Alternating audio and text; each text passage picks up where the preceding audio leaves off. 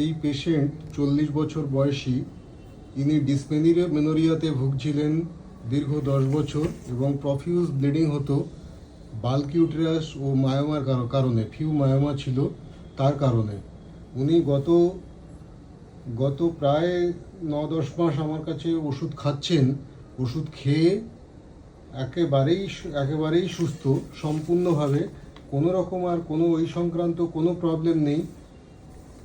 পেশেন্টের কাছ থেকে আমরা কিছু মতামত শুনে নিই, উনি কেমন আছেন, এতদিনে কেমন আছেন বলুন। এখন আগের থেকে অনেকটা ভালো।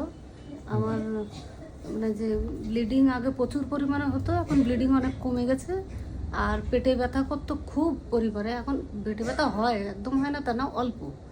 আর ঘাড়ের হাতের যে যন্ত্রণা ছিল আমার, সেটা প্রচুর পরিমাণে ছিল, আর হাতে ঝিঝি লেগে যেত, কিন্তু এখন অনেকটা কম। এখন অনেকটা মানে ঝিঝিটা লাগছেই না, আর একটু হালকা ব্যথা ব্যথা অল্প আছে। সেটা মানে কি সকালবেলা ঘুম থেকে উঠলে মনে হয় একটু ব্যথা ব্যথা, দিনের বেলা হতে হতে একটু কমে যায় এরকম।